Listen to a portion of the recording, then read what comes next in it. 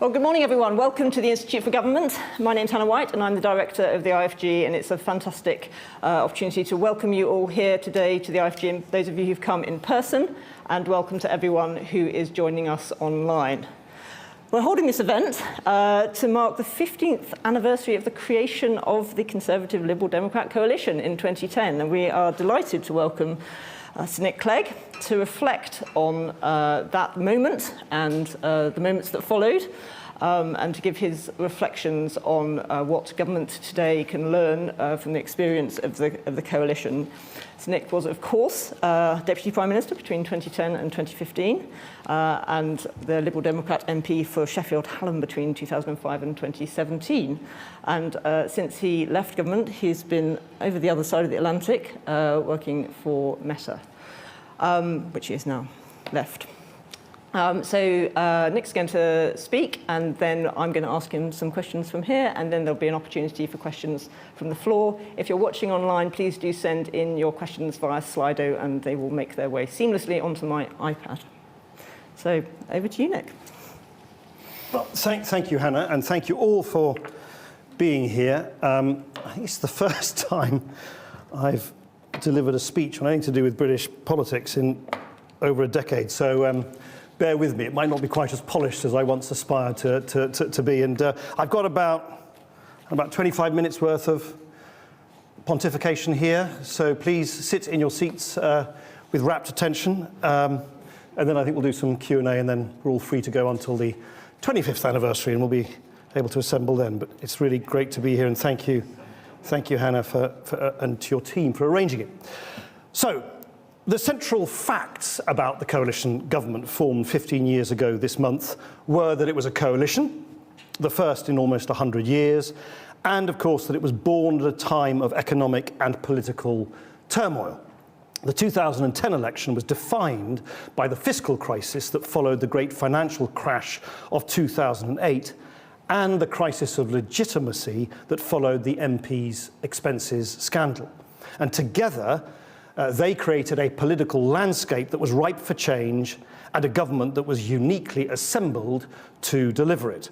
And it's hard, standing here today, just to recall how fraught that feverish spring really was, how fragile Europe's economies felt, how uncertain we were that the UK could escape the spiralling sovereign debt crisis engulfing Europe, the collapse of Lehman Brothers, the first run on a British bank in centuries, the RBS bailout. In a nation bruised by recession and soaring unemployment, the spectre of further economic hardship loomed over everything.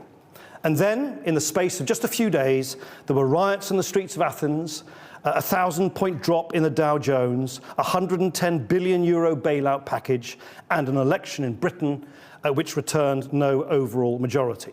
The bond markets were circling. Britain was burdened with the largest deficit in peacetime history. So a hung parliament fed the sense of underlying instability. And that was the context in which we entered the negotiations. And throughout the 5 days that it took to sew together the coalition, the sensation that things were perilously close to slipping out of control was ever present. And the peril was real. It's a well-worn trope that the newly elected head of government, flushed with victory, emerges ashen-faced from their first national security briefing. Well, I had a similar experience when a Treasury official coolly explained that the shattered British banking sector's total liabilities were almost 5 times the size of our entire economy. And from that first press conference in the Rose Garden onwards, we strived to project the confidence that we knew people and markets needed to see. Many observers immediately predicted that the coalition would collapse within months. Given the precarious state of the country, the need to show that multi-party government could function and function well was never lost on me, not for a moment. Nor was the knowledge that a sizable proportion of British voters, 1 in 4 of whom had voted for the Liberal Democrats, had entrusted us to deliver change in the way politics and government was done in the country. Even though this is an anniversary event, my hope is that we spend as much time looking forward as we do looking back. I will not avoid the failures as well as the successes of the coalition, which remains one of the most unusual, and I would argue one of the most successful governments over the last couple of decades. But I am sort of temperamentally averse to lengthy retrospection, and it's my view that experience in governing is hard-earned, so it's good to put it to productive use in informing future decisions as much as it is raking over the past. The passage of time, of course, is a gift. It distinguishes the important from the insignificant, which is just as well, since the daily cut and thrust of Westminster often does exactly the reverse, elevating the insignificant over the important. So what then does perspective reveal? Well, the most immediate observation, in my view, is that the coalition was bookended by two momentous shocks: the financial crisis in 2008, which preceded it, and Brexit in 2016, which succeeded it.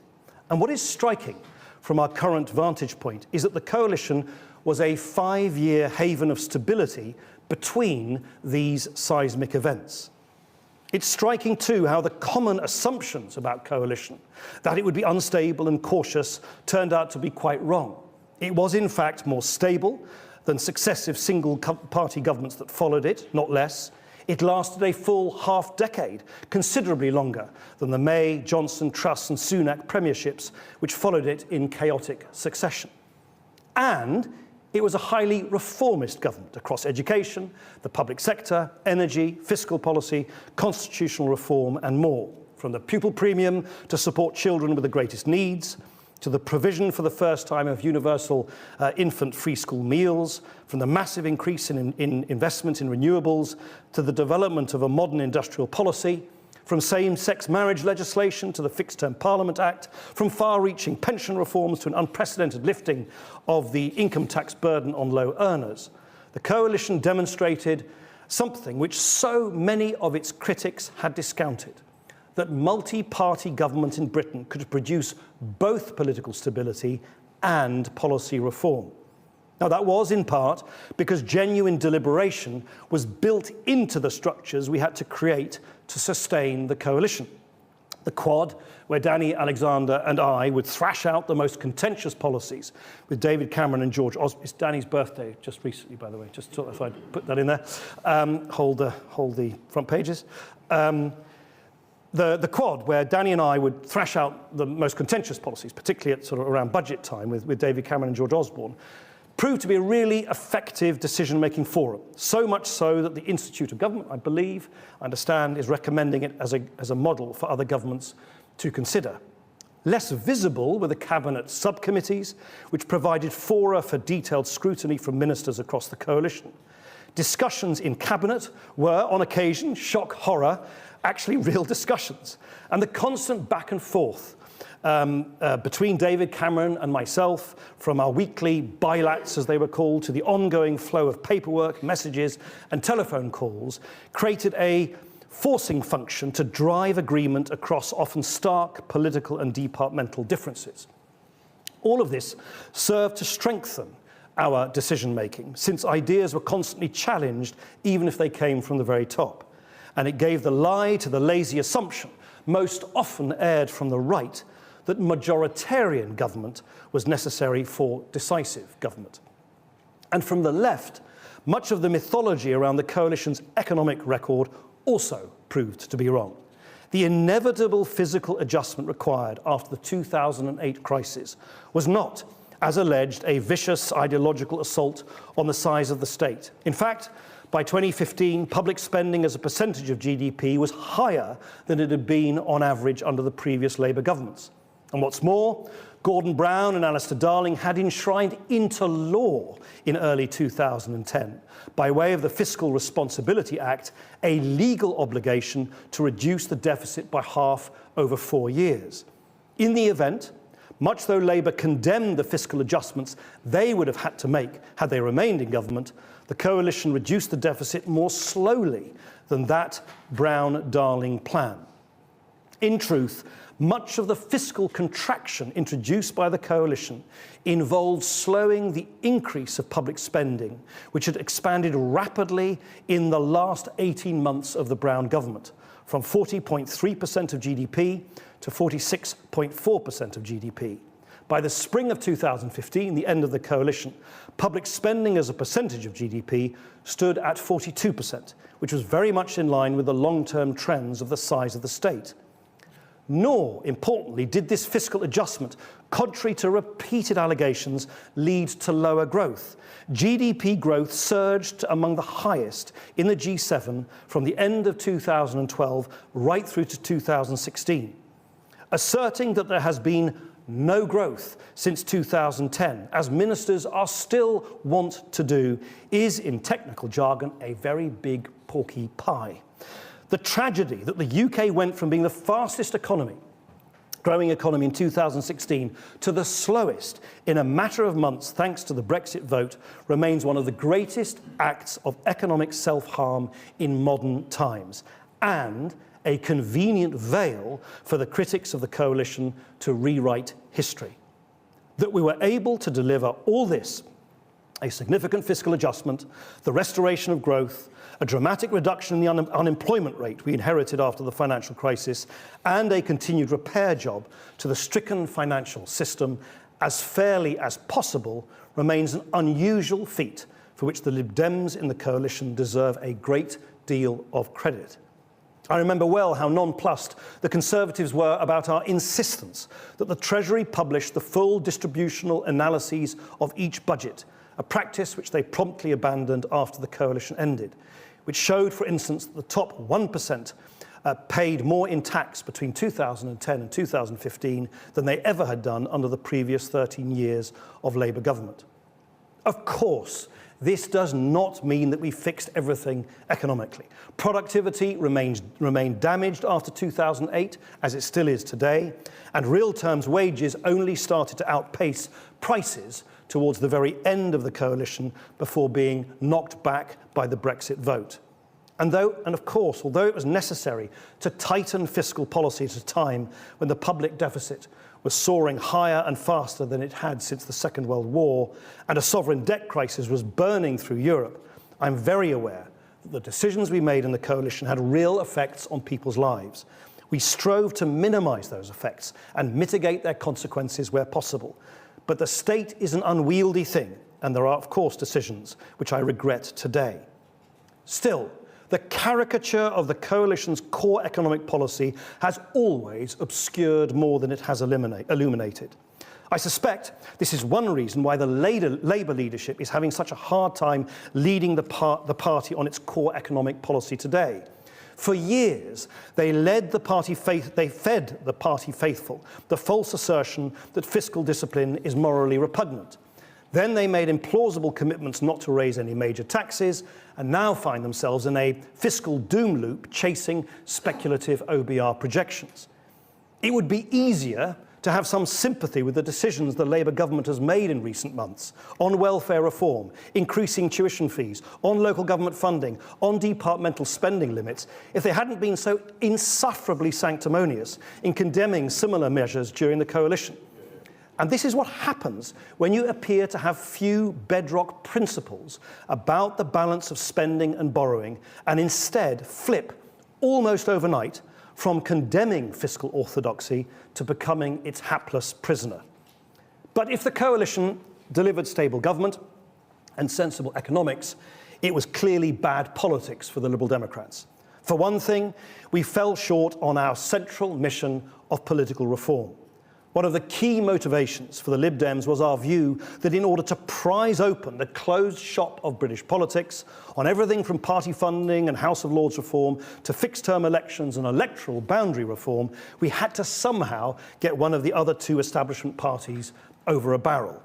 The basic symmetry of the coalition, an agenda for economic reform on the one hand and a serious crack at political and constitutional reform on the other, did not hold. We ended up doing a lot of the former and not nearly as much of the latter. Put simply, I significantly underestimated just how powerful the resistance to change from the Labour-Conservative duopoly and their outriders in the media would be.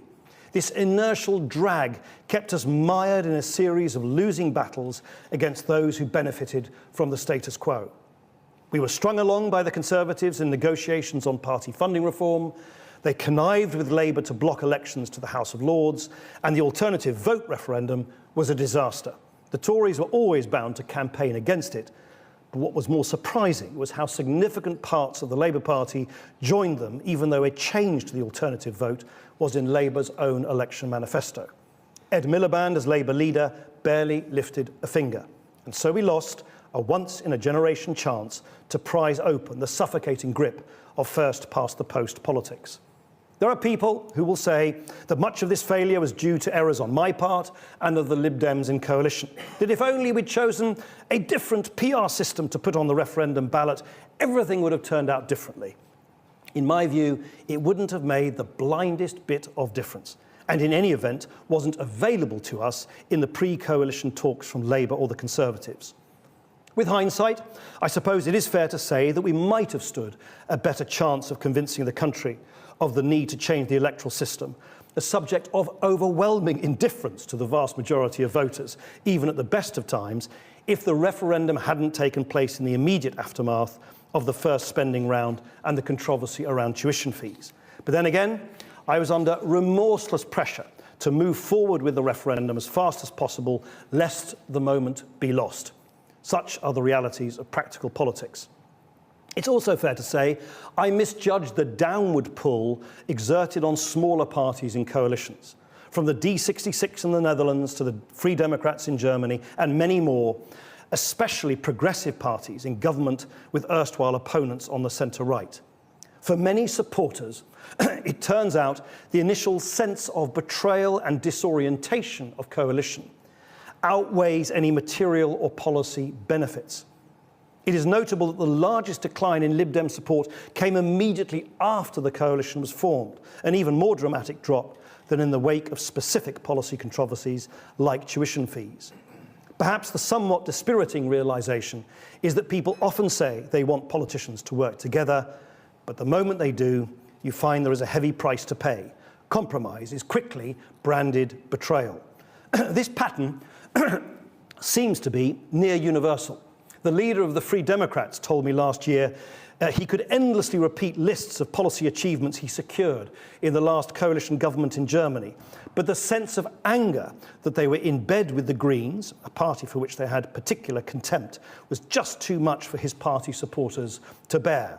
And when the leader of the Democratic Alliance in South Africa asked me whether he should go into coalition with the ANC, I told him he should definitely do it for the sake of his country, but he shouldn't necessarily expect to get thanked for it.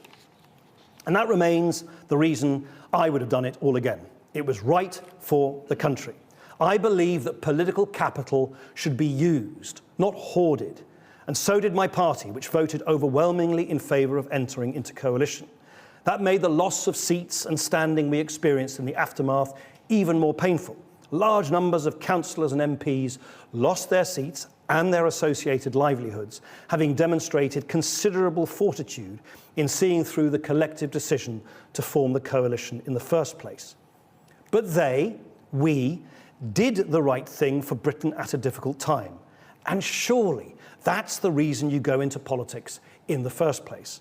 This likely won't be the last time the party faces such a choice. The Lib Dems are in rude health once again under the leadership of Ed Davey, beating Conservatives across their heartlands. And one day they will again need to decide whether political capital should be used in government or nurtured in opposition. Politics without power is like a car without fuel. So it's my enduring hope that they will opt for the former, notwithstanding the short-term partisan risks, even as they learn from the past.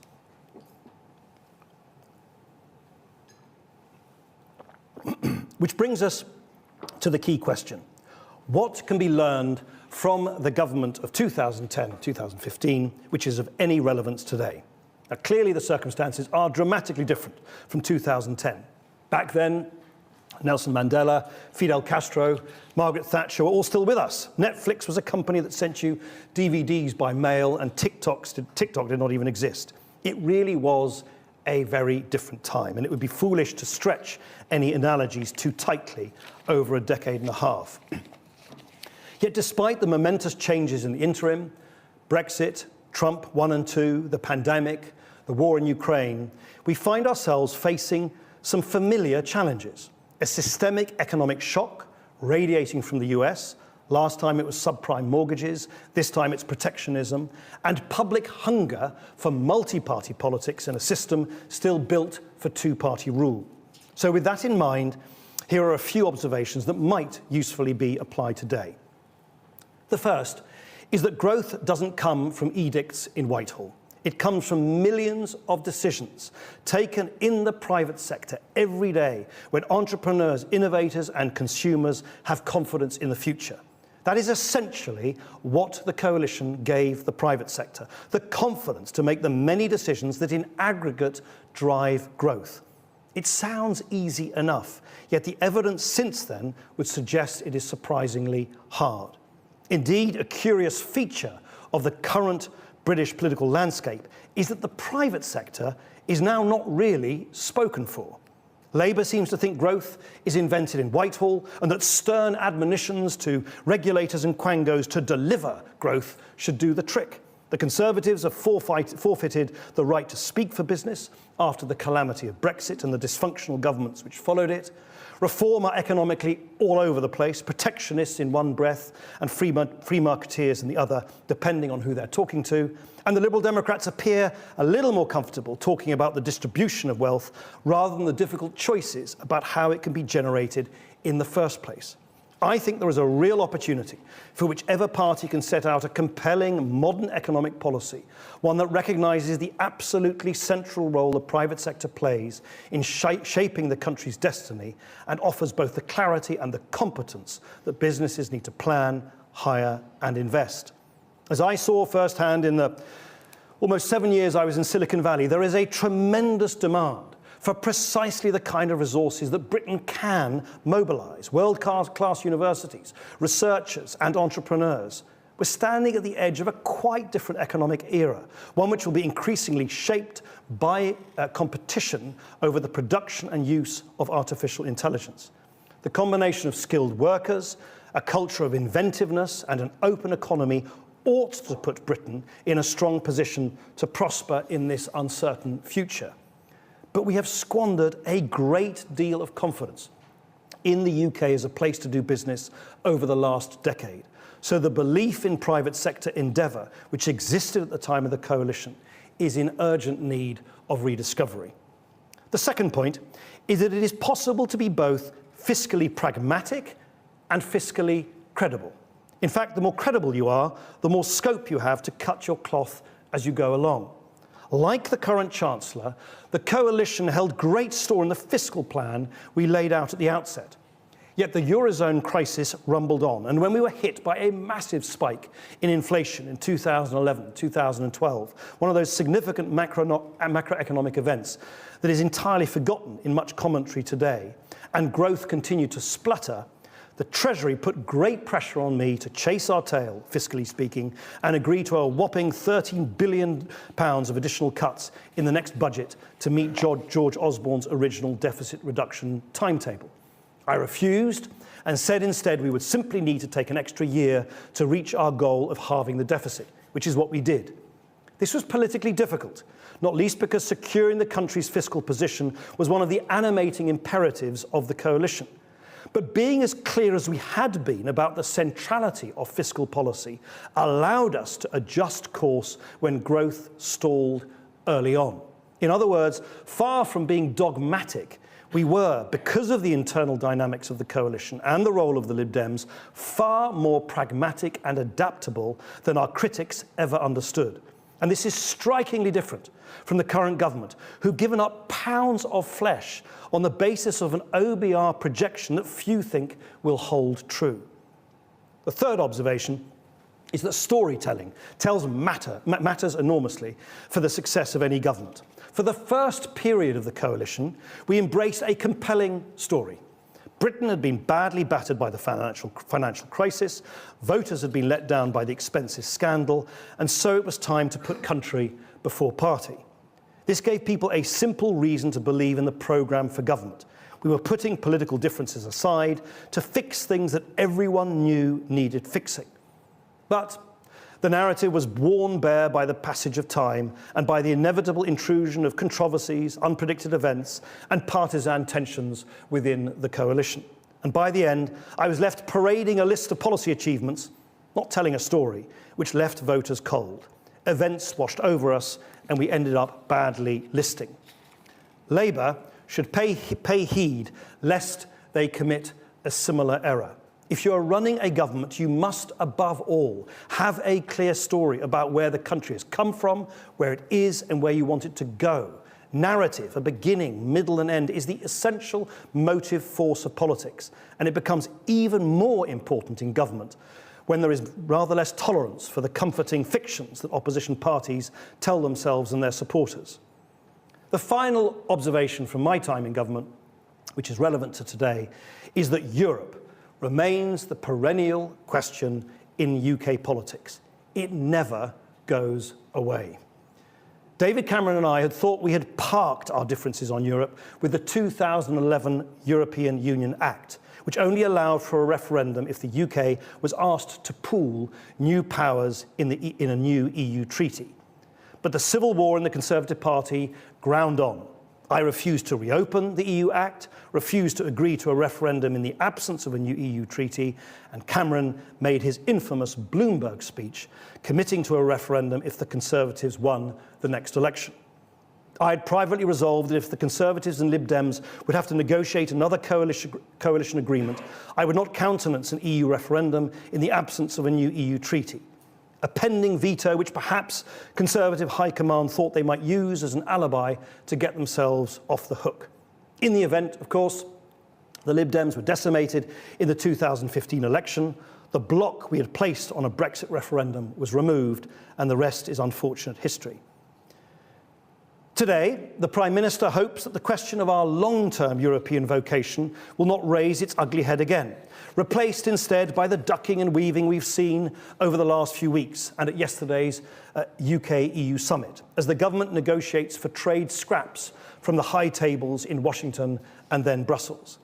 Now, whilst no one should begrudge the government's attempts to eke out concessions from the larger economies to our east and west, we should be under no illusion that Britain is now reduced to the negotiating status of a mid-sized state with far less leverage over the Europeans and Americans than at any time in the last 150 years.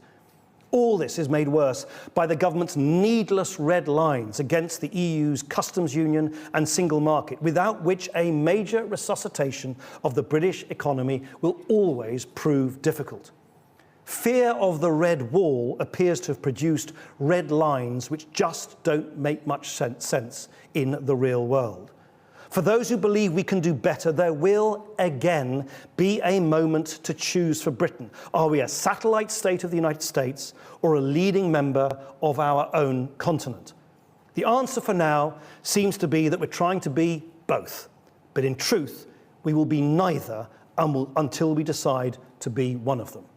For generations, we have fancied ourselves a bridge between Europe and America, but a bridge connects to solid ground. A Eurosceptic minority in Britain have spent a generation chipping away at one end, only for nationalists in America to tear up the foundations on the other. And now we risk teetering unmoored in the middle, stranded on a bridge to nowhere.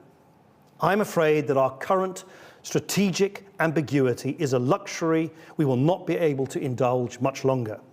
It will come as no surprise that my preference would be a full-throated return to a reformed European Union, which will mutate fast in the years ahead in any event, if it is to survive at all, by incorporating Ukraine into its membership, developing hard as well as soft power, and focusing more ruthlessly on the priorities which count in defence, energy and innovation.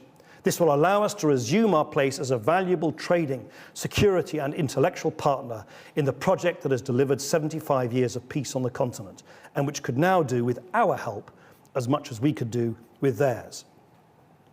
The global financial crisis and Brexit permanently altered the trajectory of the British economy, and consequently a great many lives as well.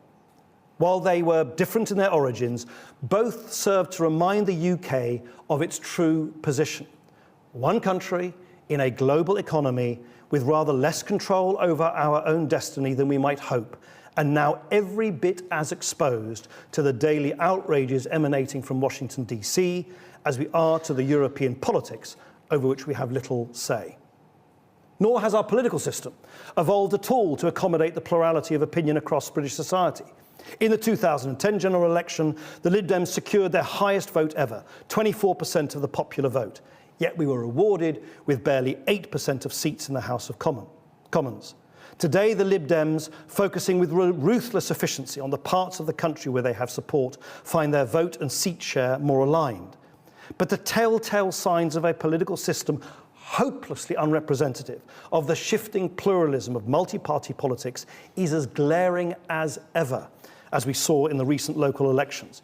First past the post still distorts and misrepresents the public mood, and in a time of six-party politics seems likely to deliver ever more bizarre and irrational results.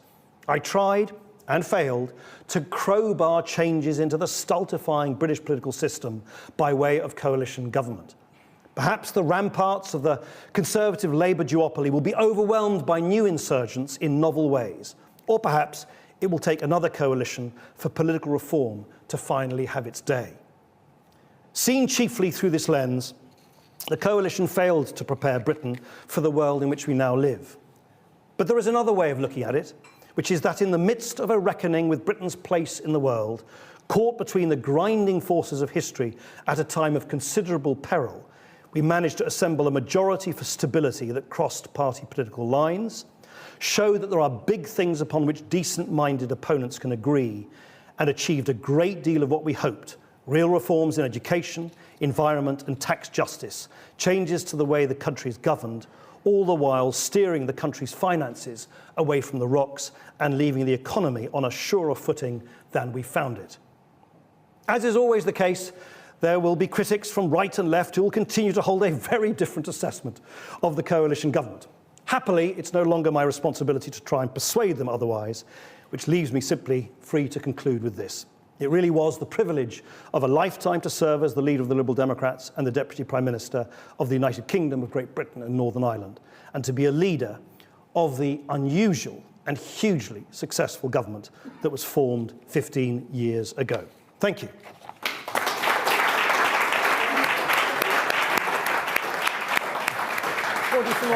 Yeah, I know, man. Great to meet you. Yeah. Well, thank you very much, Nick. IFG is definitely a place which encourages people to reflect on what works in government, so really interesting to have heard your speech today. Just to remind anyone who's watching online that you can send your questions in through Slido, and I'm sure people in the room will have questions too, but first a few from me. You mentioned the work that we did at the Institute. We are Commission on the Centre of Government, and what we were looking at there was really ways to remedy what we see as a fundamental lack of strategic capacity at the centre of UK government. And we talked to lots of people who told us that, who agreed with you, that the coalition's quad was an effective means of both maintaining strategic focus but also driving trade-offs at the centre of government. But I'm interested, there were another set of people who said to us, but that only worked because it was a coalition, that a single party government couldn't sustain that and it wouldn't work in the same way. What's your view on that question? I think that's probably right. I think if you have a single party government with a single Prime Minister, everything gets organised as it traditionally has in Whitehall, which is highly centralised. It's a pyramid with one person at the top. It doesn't broach much dissent, really, slightly depending on the personalities involved. So I do think it's a dynamic which is in part driven by the fact that you have people... I can't actually... It's suddenly coming back to me. I can't tell you how oddly clarifying it is to sit in a room with people where you start at the beginning knowing that you disagree. So there's no emotional surprise that you disagree. You know you disagree, and you're trying to find agreement. It oddly enough makes it... As long as you're pragmatic, and to be fair to Cameron and Osborne in particular, they were very pragmatic about this too. You're just trying to find that Venn diagram where you might overlap. So you're never sort of hoodwinked or shocked by the fact that you don't agree. And that's why always the most vicious arguments in government between people who ostensibly should agree with each other. If you start from a position of disagreement, it's sort of strangely straightforward. And then you either do or you don't find agreement. And I think that was the dynamic which maybe some of the civil servants you're talking about picked up on. It meant that you just had to thrash stuff out. You had to really ventilate what you're what your preconceptions were. And dare I say it, I certainly found, I'm sure Danny and others who are in the audience, and Tom and others and many others, I won't try and call it. Now I can see lots of friendly faces actually. Discovered is it also challenges your own preconceptions, which is always a good thing in life. It clearly is. And so certainly in the first part of the coalition, I know, the first 3 years or so, it was on the whole, I think, a pretty robust, organised, candid way of trying to find agreement from disagreement. I think in the latter stages, this probably actually happens in single-party governments as well. As you're coming towards the finishing line, everybody gets paralysed by, hand-to-mouth media cycles and opinion polls and all, freaking out before you go to the country. So certainly in the latter stages, it will slightly kind of, ground to a halt. But I think for a good chunk of that time, it was surprisingly. I mean, the thing that I got wrong, I kind of thought, well, as long as you're winning those arguments, and you're winning them on the things that you really care about, and you're delivering all the good policies, then the politics will take care of itself. Didn't get that bit quite right. Of course, one of the things I misunderstood was no point being in the bowels of Whitehall, overseeing, as I believe myself and my team did, good governance, good decisions in the way that I described. No one's going to thank you for that if they don't see it. And the part of the problem was that the way that Westminster and Whitehall are both designed and literally architected, including physically, make a coalition party invisible. I mean, you are literally invisible. So either I was mute sitting next to David Cameron, and of course you get yelled at from Guardianistas and activists say, "Oh my gosh, you're not biffing him in the nose." Well, no, because I'm sitting in the chamber in the House of Commons, but I've just biffed him in the nose, before or after the PMQs. But the visual imagery was hopeless, absolutely hopeless. And by the time I realised that, it was basically too late. And I think if this happens again, I would strongly counsel anyone who does this again to think much more than I did about almost what I'd call the sort of theatrics of coalition government. So you somehow show the mechanic, and it can't be endless little briefings to journalists saying, I disagree with this, and I got this pound of flesh and that pound of flesh. It's got to be just a more visible thing. And hindsight's a great thing. I think some people say, "Oh, you're all too chummy in the Rose Garden." Yeah, maybe with hindsight you can say that, but I cannot exaggerate to you how the priority we felt just to show that multi-party government could work. We had to give it a good start. The country really was treating, you just think about it. The liability of the banking system, 5 times the size of the whole British economy. That's like diffusing a vast bomb that could just go off and engulf you completely. So the incentives at that time were all about just showing people it can work. Of course, with the passage of time, you think, it would have been better if you'd done a bit more of a sort of tug-of-war thing. But the long and short of it is, I think Whitehall and Westminster are absolutely not designed for this kind of thing at all. I think Gus O'Donnell and then Jeremy Hayward did a very good, passable job at trying to prepare for and adapt to the coalition government. But that's basically what it was. It was an extremely entrenched system, which you know better than I do, adapting to what they basically thought was a bit of an alien kind of organ, and then resuming normal business the moment we were ejected from office in 2015. I personally think, and this is where I think the IFG can be so helpful, because I think it is so likely that there will be multi-party politics again, I think Whitehall needs to think much, much more deeply about how it serves multi-party poles of power than it has done hitherto.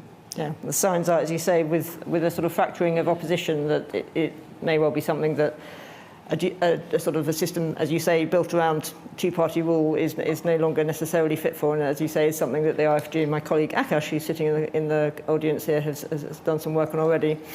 You spoke about austerity. We do a lot of work also on public services, and we have found that some of the key measures that the coalition used to cut public service spending, so holding down public sector pay, making wide-ranging redundancies of experienced staff, cutting in capital investment, shifting spending from preventative services to active ones. All those had a long-term damaging effect on the productivity of public services. Is that one of the things, when you talk about decisions you might have made differently, you reflect on? Yeah, for sure. So, for instance, capital. It was clearly, with hindsight, we shouldn't have cut capital investment. Danny can speak to this better than I can, or Tim. I see Tim Loyning and other, and Giles are in there. But we cut capital spending too deeply at the beginning of I think we tried to reverse it towards the end. That was clearly a macroeconomic mistake. And there were many measures. Whether I thought the reform of Chris Grayling's reforms on the probation system was just completely potty with hindsight, and completely bonkers. Lansley's ludicrous thing of the NHS stuff. But I have to say, certainly in my position, which you thought literally every day is, which battles do I fight? Which battles do I fight? Which things am I actually trying to secure? And of course, in a coalition, you don't win all the battles. But for sure, I think there were definitely, with hindsight, some of those things. Like capital investment, certainly, I remember. I think we recognised it, but we shouldn't have cut capital spending the way that we did at the beginning. One last one for me, and then I'll come to the audience. The IFG really believes in investing in the skills and understanding of government that politicians need to be effective ministers, and indeed effective in opposition as well. And back in 2018, you did an interview for us for our Ministers Reflect archive, which we have built up of talking to people who've left ministerial roles and to get their immediate reflections on that experience. But I wonder, given your experience since in the private sector and so on, and having observed our politics, as I say, whether you agree with us that we should be investing more in supporting politicians to be good at understanding and running government, as well as the politics. Undoubtedly. Was it Tony Blair who said the problem with politics is you start inexperienced and popular, and you end up unpopular and experienced. It's just the curse of politics. I wish I knew so many of the things I do now. When I first went, I was a young man when I went into, I suppose, I'm not that old, 58, but anyway, feels a smidgen older. No, that's undoubtedly the case. And look, and also I think if you look at how politics has become increasingly populated by people who've done nothing else. There's far too many people who come out of university, they work as a researcher, maybe work for some, lobby company or something, and then they become a candidate, they don't win, and then they win again. These are people who've got absolutely no experience of anything else whenever I'm asked by people, say, what would you recommend, young people who say they want to go into politics, I almost say to all of them, do something do something else first. Build up some independent experience. If you can, build up a little bit of money in the bank account so you don't cling on to office when you get there because it's the only thing you can do. I really, I think there's a real danger of the political class becoming a political caste, which is just circulating the same people. And I don't know, I'm sure you can tell me whether this is right or not. I do get the impression that has become more and more the case, and that we're just not getting the diversity of people from different backgrounds into politics. So I do think it's tremendously important for institutions like the IFG in that context to be around to try and kind of get people to raise their sights, ask themselves questions they will have never asked before. And what other walk of life? Do you just get thrown into an office and say, right, run the country? It's like no preparation. I was literally in an office where I didn't think I had a phone. I didn't have anything. It's like literally, what am I supposed to do next? It was just thinking back on it, it's crazy. It's just so little thought is given to actually trying to prepare the people who have to take highly consequential decisions about whether you send, our brave forces into action, or whether you reduce this or that, or increase this or that public expenditure, which taxes you chop and change. I think this sort of glorious amateurishness, which we love as Brits, I honestly think we've tested it to destruction, and it's time to professionalise things a bit. Couldn't agree more. Okay, my colleague Lauren has a roving microphone. We'll take questions one at a time, and please could you tell us who you are and where you're from? That would be very helpful. Can we start over here in the corner? Thank you. Kieran Stacey from The Guardian, representing the Guardianistas. Don't take it personally, Kieran. You knew I was going to when you said it. Just a couple of things. First of all, you mentioned your views on the Lib Dems' current economic policies, which you said you think are focused a little bit too much on redistribution and not enough on growth. Can you go into any more detail about that? What kind of policies would you like to see the party take up which they're not currently doing, or which policies would you like to drop that they're currently espousing? And can I ask you your views on a different former job that you held? What do you make of the direction that Meta has taken since you left, particularly on independent fact-checking? So on the latter, this is all after I announced my departure from the company, and I don't work there, so I can't give you a great forensic. On the latter, it's not actually Meta, just Meta. It's the whole of Silicon Valley has moved away from, in the US that is, not here or elsewhere, has moved away from using sort of professional, hand-picked, paid fact-checkers to sort of scour the internet for things that are partly true or partly false and so on and so forth. And they're trying to move towards a kind of Wikipedia-style, crowdsource-based approach to that, which in theory, honestly, in theory, if you can make it work, if you can run it at scale, is not a bad idea at all. It's all in that it'll all be, the proof will be in the sort of eating of the pudding, and I honestly don't know where they've got to now. I think they're only doing it in the US, but it's not a mad idea, because a small number of people sitting in their apartments trying to kind of scour the internet for stuff that may be, as I say, wholly false, partly false, a little bit misleading, and so on and so forth. You can only ever skim a tiny amount of the content that's out there. So having a kind of thing where you have people participating, which I think was pioneered by pre-Musk Twitter, it's not a bad idea, but honestly, they'll have to sort of prove that they can make that work. On the form, no, look, I'm not going to go through I actually, I hate to say that, I don't actually know all the Lib Dem policies off by heart at the moment. No, I don't mean that facetiously, I just don't, of course I don't. It's not actually an individual policy thing. I'm not directing at the Lib Dems. I think they do great work, particularly with small and medium-sized businesses. I think their advocacy, Ed Davis, I thought great on the radio this morning, making the case for the government to go further and embrace the EU customs union. I think that'd be very, very good for business. I think it's more a kind of mentality. In politics, there's only so many hours in the day. Politics is all about what you choose to emphasize and what you don't. You can't do everything.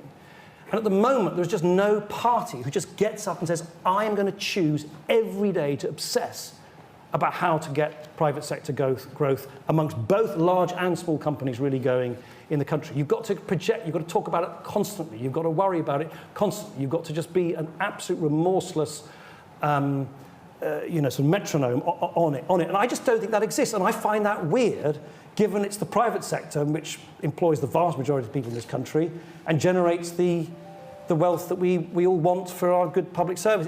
I just find it so odd. The Conservatives, of course, used to be effortlessly the party of business. I think they're now just considered a joke among serious business people after Truss and after Brexit and so on and so forth. So I think there's a huge opportunity, is my own view. And I think it's not about individual policies. I think it's more about, are you putting that up in lights as the thing that you care about more than anything else? Okay, we're going to stick to one question now per person. Lady there. Hi, I'm Amy Gibbons from The Telegraph. Given you want the Lib Dems to consider another coalition in future, I'm wondering if you think Ed Davey should stop ruling out a pact and perhaps even think again about how he talks about Donald Trump if he really wants to get into that position of power. And just on that, obviously he did very well at the last election. That's one question, thank you. Okay, just a follow-up, but I'll leave it. I'm struggling to understand why what Ed says on Donald Trump is an issue. I think I was trying to do two questions. With him at a senior level in future, for example, as Deputy Prime Minister, if he's been... No. I think Ed's doing a fantastic job, and I'm absolutely not going to start. I never have since the day I stood down as leader. I've never, ever provided a running sort of commentary as an ex-leader. I'm not going to do so now. I think he's doing a fantastic job. And look at the way he has resuscitated the Lib Dems with 72 MPs now. It really is an incredibly admirable record. And I think he is focused, it seems to me, quite rightly, on making the party a meaningful presence in Parliament. That was his overriding priority, and he's done that. It's a great achievement. So no, I agree with everything that my leader says. Should you still be ruling out a pact if you think they should consider... A pact? A future. in terms of getting into Parliament when Look, honestly, I think all this endless stuff, well, what did you say before? It's like, let the people decide, and then the politicians will have to react to that. It's kind of like, it's pretty simple. The politicians, if the people don't give any party a knockout majority, parties, which is what I had to do when I was leader of the Liberal Democrats, will have to work out what they do. Do they ask the voters to have another go? Or do they try and do something novel? It's kind of, I think, and particularly now, I would strongly counsel against endless speculation of the outcome, because honestly, it is now a roulette table, this combination of six-party politics, put through the sausage machine of the first past the post system. I mean, you're seeing this, actually, something I was WhatsApping with Ed about just earlier today. You're seeing extraordinary results at local level, with people winning council seats on like 18, 19, 20% of the vote. We're in six-seat competitions. We've never had this before. It's just going to spit out all sorts of weird things. So to ask the politicians to be soothsayers, to try and predict what they might do in such an unpredictable set of circumstances seems to me to be a fool's game. Come to Akash, yeah. Thanks. Akash Band for Institute for Government. Nice to see you again, Nick. You may recall I did some work on coalitions back in the day. So maybe you've partly covered this, but I am interested in what you would advise the Liberal Democrats if a similar kind of opportunity arose, and in terms of holding the balance in a hung parliament. And specifically, what I'm interested in is, on reflection, do you think a full coalition, where you did, in the way you described earlier, try to reach agreement on pretty much everything, is the right model, or should more consideration be given to something like a confidence and supply agreement, or maybe something like in Scotland, cooperation agreement, where you have a core programme you agree in, but more space, what I think you used to call differentiation, that became a buzzword for a while during the coalition. Yeah. Look, everyone's going to have different views. At the end, you've got to decide, what do you think politics is about? Is it about serving parties or serving the country? Right? I, unambiguously, when I was leader, felt very strongly it was about the latter. It's about the needs of the country at a time, as I described, when the country really was facing some very, very profound difficulties. And in that case, it was clear to me that a stable, and as it turned out, stable and highly effective government was the best thing for the country. And I think, of course, there'll be churlish people on the right and left who will say the coalition was absolutely ghastly and so on. I think most fair-minded people would now accept that the coalition was an extremely effective government. I will always stand by that decision. I think it was the right thing to do for the country. As I said in my speech, I think at the end, the political capital is for something. It's not just to admire, it's for something. You have to, now, does that mean that that's the playbook you put into every set of circumstances in the future? Of course not. I can't predict the future. I'm temperamentally, myself, a little bit sceptical of this sort of half-pregnant idea. We're going to be responsible, but not really responsible. We're going to be able to deny. I temperamentally, never particularly kind of like that. You either grab it with both hands and you're really trying to drive the vehicle, but sort of saying, well, I've got a little perch in the back seat and I've got a few little things we might...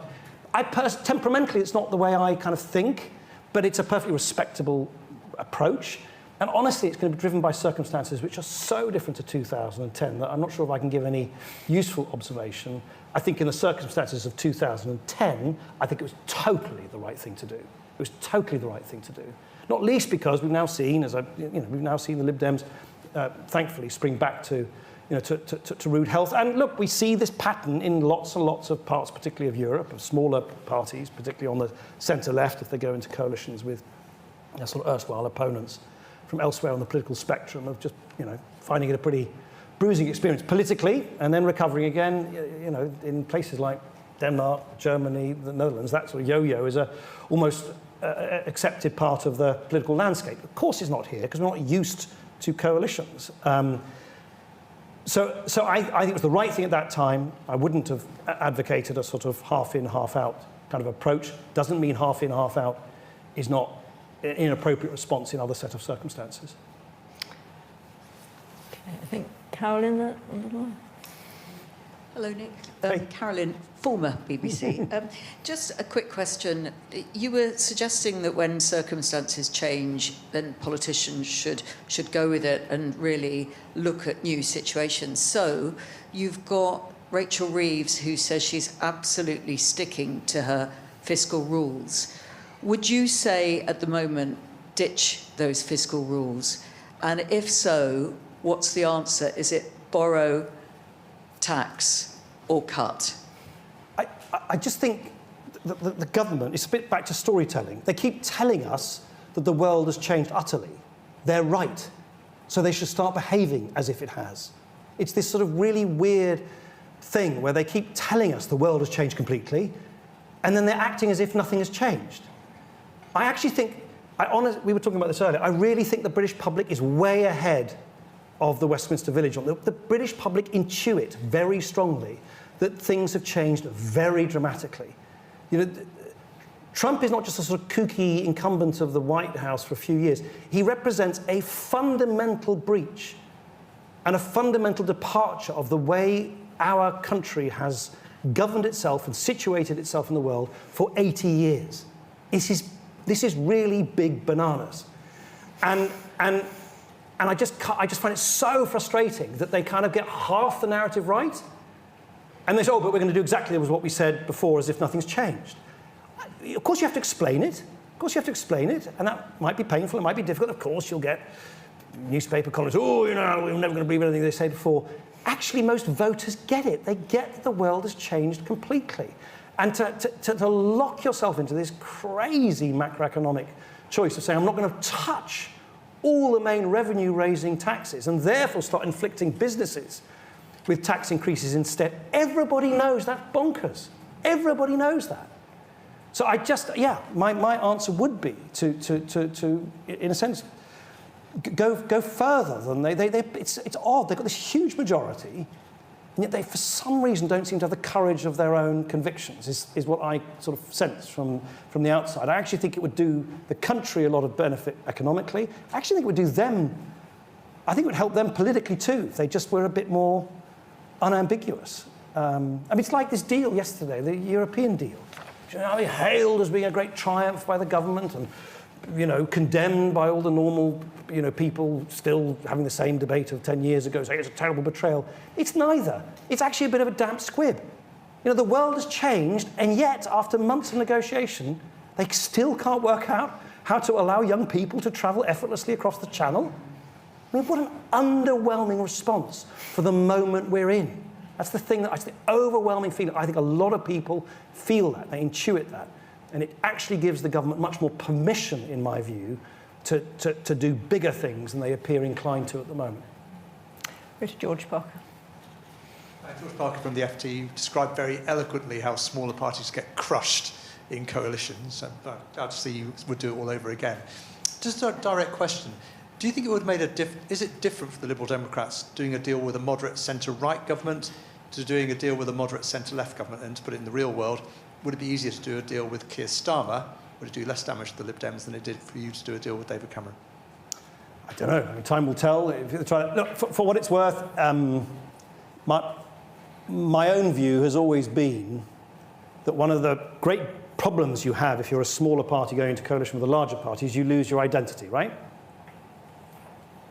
My own hunch is, counterintuitively, you lose even more of your identity if you go into coalition with a party with which you have a lot of policy agreement, because it just starts becoming completely mushy. And this was, by the way, of course, always the thesis of Roy Jenkins and others. They basically think the difference between the Lib Dems and Labour was an artificial one, and they, you know, should hurry along and, you know, just fall into each other's arms. So I'm personally, I know there's lots of people, including lots of Lib Dems, oh, you know, we'd be fine if we'd done a deal with them, but not with them. Now, I think that's intellectually not very, it's not, you either believe in genuine pluralism or you don't. And if you believe in genuine pluralism, you don't only just have one combination to the exclusion of others. Secondly, I cleave to a stubborn view that there is a long, proud tradition of British liberalism which stretches right back to the 19th century, which is different. It is different to the more statist approach of life from Labour Party, and it's different from the Conservatives. And I get there are different opinions in the Liberal Democrats and so on. I've never, ever hidden from anyone. I'm a liberal. I'm a liberal first and foremost, and I feel that's a separate tradition. It's a separate school of thought, which I think should stand, if you like, on its own 2 feet. And thirdly, as I say, well, let's see. I mean, my own hunch is that this issue of retaining your identity might curiously be a lot more difficult if you go into coalition with a sort of party where you feel you've got a bit more ideological affinity than it was. But who knows? I mean, maybe someone's going to try that out. Okay, we could take one final question over here. Thank you. Hugo Jai from the iPaper. You alluded to the significant dip in your popularity when you went from opposition into government. This has been a bit of a trend ever since. Arguably, Theresa May, Rishi Sunak, and now Keir Starmer have all seen a huge dip from very high approval ratings to very low approval ratings as soon as they sort of get the top job. Why do you think that is? And would you have any advice to Keir Starmer or future politicians on how to stop that happening or how to turn it around? No. No, of course not. But you're certainly right, Hugo, to observe that, you know, everything just feels so much more febrile. The sheer velocity of politics of ups and downs just seems to accelerate. I mean, look, my reaction may be foolhardy. I'm not in politics anymore, so it's an easy thing for me to say from the sort of cheap seats. Is if that's the case, when you're in government, go for it. Don't try and sort of, you know, don't try and walk across, what was don't try and hold the Ming vase across a slippery floor. Just go for it. Just do what you think you can in the time you've got, because it's probably going to be shorter than you think. And I personally think one of the things that's slightly paralysing the Labour Party is they're trying to finesse their way to an election which is not going to be held till 2029. It's like, they don't even know what's going to happen next week or next quarter. And they're trying to kind of, you know, I just kind of think if that's the world we're in, and sure, there'll be some groundbreaking, mould-breaking politicians who appear to escape the sort of velocity of up and down. But since I think most won't, I kind of think if you're in that game, just make the best of the time you've got when you're in power. And I certainly like to think that that's what we try to do in the coalition. And if I had to give this speech now and say, we spent 5 years basically worrying and fretting and sitting on our hands and worrying, wouldn't do this, wouldn't do that, because I don't think I dare come here with a dreadful record to look back on. I think we really went for stuff, and we went for some stuff which I remain incredibly proud of. That's probably the lesson I would give to politicians, in as much as anyone wants lessons from people like me. Well, I think those who have come to listen and those online certainly did want to hear your lessons, so thank you so much for joining us. This will be on our website and YouTube and everywhere very shortly, so please do let all your friends know. They can watch it back. But in the meantime, will you please join me in thanking Sir Nick Clegg? Thank you.